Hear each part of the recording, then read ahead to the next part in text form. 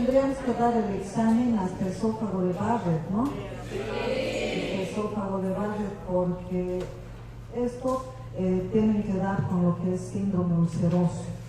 Vamos a avanzar o adelantar el diagnóstico y tratamiento del Helicobacter pylori, pero la próxima clase ya va a ser el síndrome, que es un tema mucho más amplio.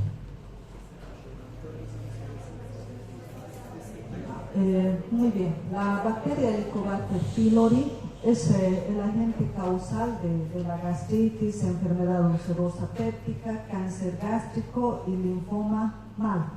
Se va a producir estas entidades en más del 85%, 90% se menciona en algunos casos. Es una bacteria que crece en la capa mucosa del estómago, no va a invadir. Ha sido descubierta en 1983 por Marshall y Warren. Marshall era un médico francés que tuvo que autoinfectarse con la secreción de un paciente que él había descubierto que tenía la bacteria, pero tuvo que hacer el experimento en su propia persona para demostrar al mundo que sí había una bacteria que podía sobrevivir en el estómago, ¿no? Porque todos los gastroenterólogos clásicos refutaban esta teoría y decían que estaba loco, ¿no? Entonces el doctor hizo este experimento y se hizo una endoscopía, tomó biopsias y de esa manera pudo demostrar que sí podía haber esta bacteria que infectaba y producía todas estas enfermedades. Como les había mencionado, esta bacteria no invade la mucosa, pero algunas pueden quedar adheridas a la capa profunda de la mucosa. Vamos a describir un poquito sobre la microbiología. Es un bacilo gram negativo, crece en condiciones de microaerofilia, necesitan poco oxígeno para sobrevivir, tienen una forma espiralada o de S. Tienen las enzimas catalasa y oxidasa y presenta 4 a 5 flagelos que terminan en bulbo, dándole una característica especial que le va a permitir sobrevivir en el medio ácido. Ahora tenemos el efecto inóculo y el efecto biofilm. El efecto inóculo se refiere a la población de bacilos que están durmientes, o sea, son bacilos que no se replican y estos no son afectados por los antibióticos y muchas veces dan cuadros recidivantes de infección en los pacientes. Y el efecto biofilm son bacterias que van a vivir, poblaciones que van a vivir unidas y están adheridas a la superficie del epitelio, y estos se van a envolver de una matriz de lipopolisacáridos, como se observa acá, que le van a permitir defenderse del medio ácido del estómago. En la patogenia podemos mencionar que el agente va a entrar por vía oral, se va a adherir a la mucosa gástrica sin penetrarla, se va a rodear de amonio, va a producir amonio, una nube de urea, y ahí en la superficie del epitelio van a proliferar. Una vez que proliferan, van a ir produciendo daño a nivel de las células, ya sea inflamación, producción de úlceras. Esta bacteria tiene características bioquímicas propias de ella, ¿no? Estas características le permiten sobrevivir en el medio ácido del estómago. Uno son la presencia de los flagelos que van a impedir la acción del ácido clorhídrico. Otro factor es la presencia de lipopolisacáridos de la membrana celular de la bacteria, que tienen una similitud con la cadena O de los liposacáridos con el antígeno Lewis. Y esta similitud le va a permitir ocultarse en el periodo inicial de la infección, o sea, va a pasar desapercibido. Otro factor es la fosforilación de un ácido graso de las lipoproteínas, que va a disminuir la estimulación del sistema inmune. Otro factor es la producción de ureasa, que va a desdoblar la urea del moco, produciendo una nube de amonio que impide la acción del ácido clorhídrico. Otro es la enzima catalasa. Esta enzima va a impedir que sean fagocitados por células polimorfonucleares. Y el efecto inóculo y biofilm que ya hemos mencionado. También tienen factores de virulencia, ¿no? Tiene el CAG-PAI1, que son genes que codifican un sistema de secreción a través de proteínas. Tiene una específica que es la CAG-A, que va a producir una mayor proliferación y cambios citoesqueléticos. Otro es el BAC-A, que le da diversos niveles de toxicidad. El BAP-A va a producir mayor inflamación gástrica, formación de úlcera péptica y adenocarcinoma. Las cepas que tienen este gen son las que mayor producen estas alteraciones. Y la interleucina 1 beta, que es una citocina proinflamatoria que inhibe la secreción ácida del estómago. Entonces, como ven, esta bacteria tiene múltiples factores que le permiten vivir en el medio ácido del estómago y también les permite ser agresivas. En ese sentido, se dice que no existe Helicobacter pylori bueno, todos son malos y se deben erradicar. En cuanto a la patología gástrica asociada, estas bacterias van a invadir la mucosa gástrica normal, van a colonizar, van a producir inicialmente una gastritis activa superficial, posteriormente una gastritis activa profunda. Si la bacteria no se la elimina, va a persistir, va a producir gastritis crónica atrófica, y sobre esta base de atrofia de la mucosa del epitelio gástrico se instala una área de metaplasia intestinal. Y al igual que en el esófago de Barrett, es una lesión premaligna. De aquí va a progresar a displasia gástrica y finalmente adenocarcinoma gástrico. En cuanto a la epidemiología, esta bacteria tiene amplia distribución a nivel mundial. Sin embargo, en países desarrollados la prevalencia llega a un 30%. Y en subdesarrollados tiene una prevalencia alta, ¿no? Que oscila entre 50 a 90%.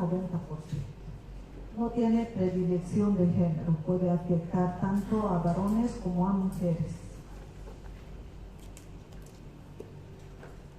La forma de transmisión se transmite de persona a persona por vía fecal oral, también oral y también de manera orogástrica mediante gastroscopios o la instalación de sondas mal desinfectadas.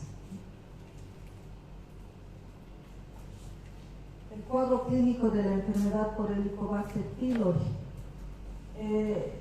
Esta bacteria tiene una amplia gama de síntomas que puede producir. Sin embargo, un porcentaje de los pacientes también cursa en forma asintomática.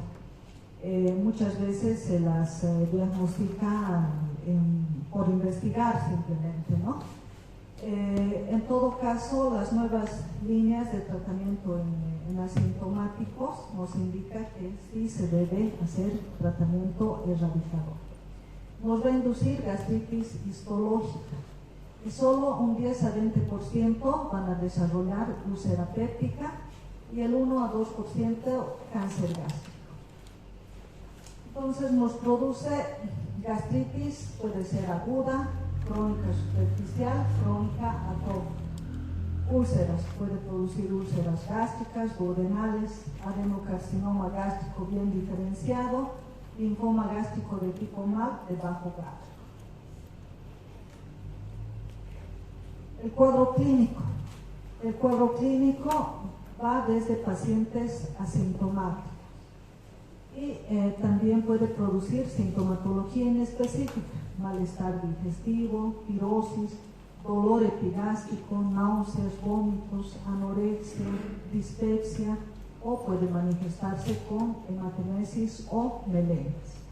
Entonces tiene una amplia gama de síntomas que puede tener el paciente.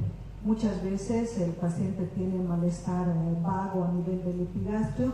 No siempre el paciente va a referir un dolor de tipo urente, también puede referir sensación de llenura, sensación de plenitud gástrica, puede referir sensación de flatulencia, ¿no? Entonces todos estos síntomas inespecíficos pueden estar producidas por esta bacteria. También puede producir una fase aguda con malestar o dolor epigástrico, sensación de hambre, plenitud, cialorrea, halitosis, flatulencia, cefalea, astenia, sobre todo en la infancia. En la fase aguda, los síntomas suelen remitir a las 48 a 72 horas. Y si no se hace tratamiento ni diagnóstico en esta fase, va a progresar a la fase crónica, la bacteria va a proliferar mucho más y en ese caso ya va a producir síntomas más persistentes que pueden caracterizarse por dispepsia de tipo ulcerosa. Y un síndrome ulceroso puede ser típico o atípico, que van a ya tener pacientes con gastritis crónica o úlcera péptica. Esto del síndrome ulceroso les voy a explicar con amplitud en el tema. El diagnóstico. Para hacer el diagnóstico de la bacteria Helicobacter pylori tenemos métodos de tipo invasivo y no invasivo. Los de tipo invasivo se realizan mediante la toma de biopsias durante la realización de una endoscopía. Se va a observar mediante histología directamente a la bacteria, se hace estudio citológico y se observa la bacteria. También se puede realizar en la muestra de biopsia la prueba rápida de la ureasa. Acá ya tenemos los reactivos en frasquitos y si cambia de color, la prueba es positiva. Cultivo y antibiograma también se hace en la muestrita de biopsia. El cultivo y antibiograma se va a indicar en los pacientes en que sospechemos que haya resistencia a los antibióticos. Y finalmente se puede solicitar PCR para la bacteria Helicobacter pylori, también en la muestra obtenida mediante biopsia. Entonces esos son los de tipo invasivo. Y no invasivo serían los métodos de serología para el Helicobacter pylori. La mayor parte cuenta con serología mediante el método de ELISA, se hace muestra de sangre. Otro método es el test del aire respirado con carbono 13 o 14. Ahora se está descartando el carbono 14 porque se vio que tiene toxicidad. Entonces, más que todo, test de aire respirado con carbono 13. Y el último, la determinación del antígeno de Helicobacter pylori en las heces. Este último estudio se realiza en heces fecales y nos sirve para hacer control posterior al tratamiento. También el test de aire respirado, aunque este se tiene menor accesibilidad.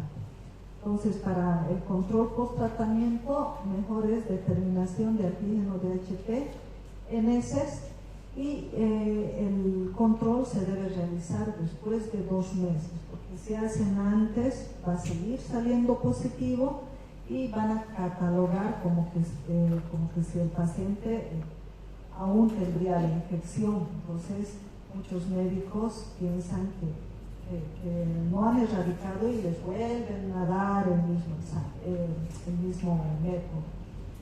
Entonces no se olviden eso, después de 2 meses. Ahora les voy a mencionar el tratamiento erradicador. Tenemos terapias actuales que nos indican un tratamiento de 10 a 14 días. Estas terapias son las últimas que han salido en el último consenso de Maastricht del 2020.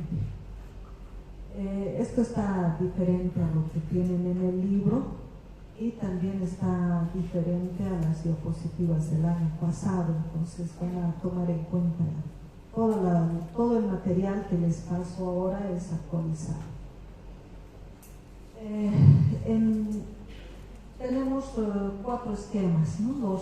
Los de arriba son de primera elección, de primera línea. Se va a utilizar IBPs asociado a amoxicilina, claritromicina y metronidazol por 14 días.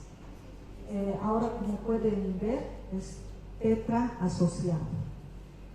El otro esquema es IBP, tetraciclina, metronidazol y bismuth. Con este esquema podemos utilizar de 10 a 14 días. De segunda línea tenemos IBPs asociado a amoxicilina, levofloxacina y bismuth, también de 10 a 14 días. Y como segunda línea también podemos utilizar IBP asociado a amoxicilina y rifabutina. También se puede dar bismuth. En este caso utilizamos 10 días. Sin embargo, este último esquema está más indicado cuando hay resistencia a los otros 3 esquemas. Acá tenemos las dosis del esquema que hemos mencionado. La amoxicilina debemos utilizar 850 miligramos a 1 gramo, que se debe fraccionar 3 a 4 veces al día. Si es 850 miligramos, le damos 3 veces al día. Y podemos dar incluso 500 miligramos cada 6 horas, 4 veces al día. La claritromicina se utiliza a dosis de 500 miligramos 2 veces al día, cada 12 horas. La furazolidona, 200 miligramos cada 8 horas, 3 veces al día. La tetraciclina, 500 miligramos, 3 a 4 veces al día. También se puede dar doxiciclina, 100 miligramos cada 12 horas. Levofloxacina se utiliza a dosis de 500 miligramos una vez al día. El metronidazol, 1500 miligramos al día, se debe fraccionar en 2 o 3 tomas. Y la rifabutina, 150 miligramos 2 veces al día. En cuanto a los inhibidores de la bomba de protones, en este último consenso se recomienda utilizar en la erradicación esomeprazol, 40 miligramos cada 12 horas como medicamento de elección. Pero también podemos utilizar lansoprazol, pantoprazol y el omeprazol. El lansoprazol, 30 a 60 miligramos 1 a 2 veces al día, pantoprazol 40 miligramos 2 veces al día y el omeprazol 20 a 40 miligramos 2 veces al día. Tenemos otras opciones terapéuticas que se utilizan tras el fracaso del tercer esquema de tratamiento. En estos casos se debe reevaluar al paciente, se debe hacer una nueva evaluación clínica y analizar si nuestro paciente tiene resistencia al tratamiento, ¿no? Hay que preguntarle en este caso si ha cumplido bien el esquema todos los días, si ha sido los 14 días o 10 días que indica el esquema. Hay muchos pacientes que no cumplen.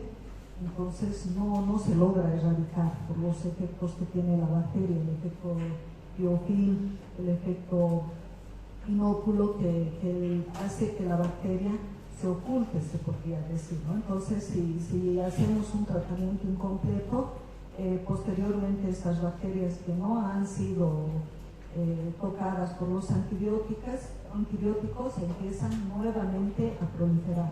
Entonces hay que hacer una reanamnesis en el paciente e investigar si ha tomado toda la medicación tal como ustedes le indicaron.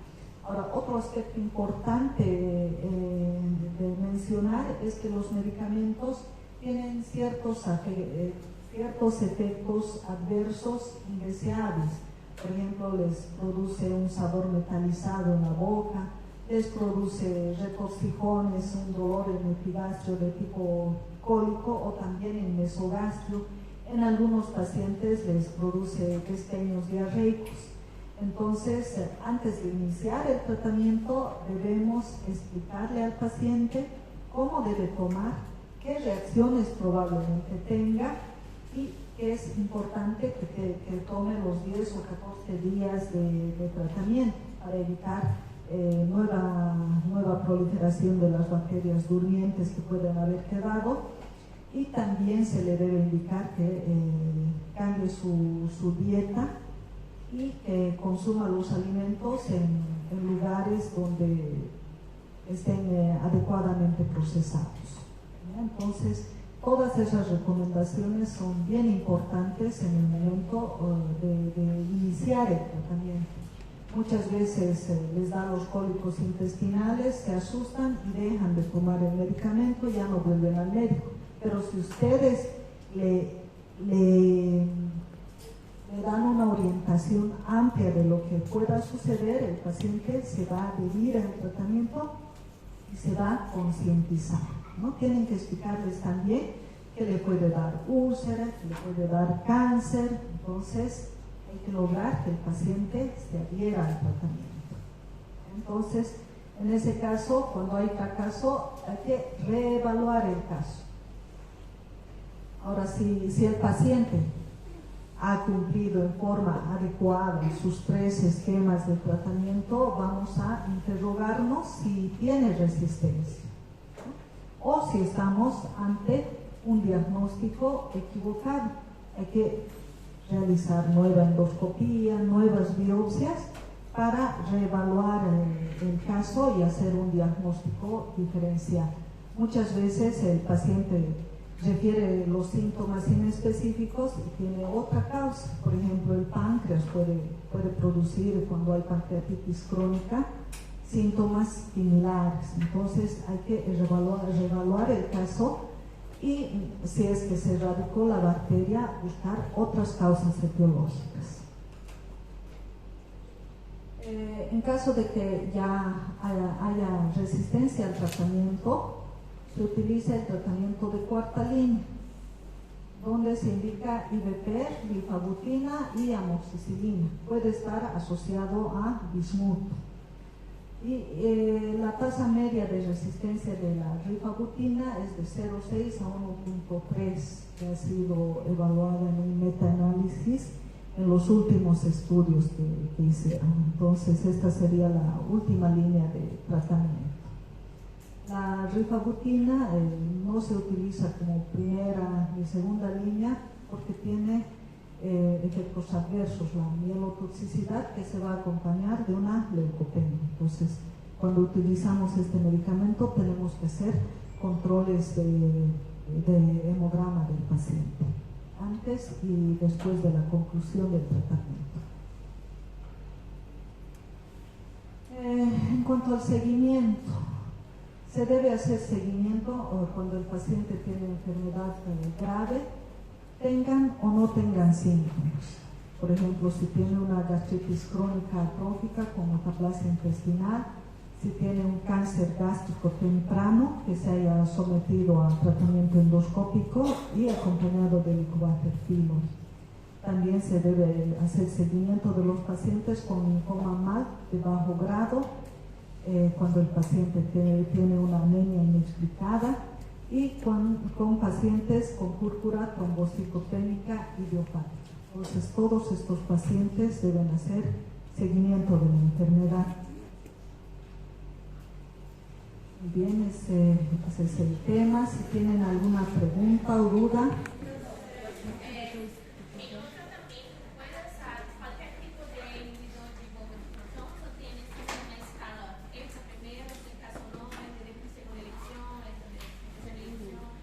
Como les había dicho, en los últimos estudios nos recomiendan hacer uso del esomeprazol, ¿no? Antes utilizábamos omeprazol en todos los pacientes.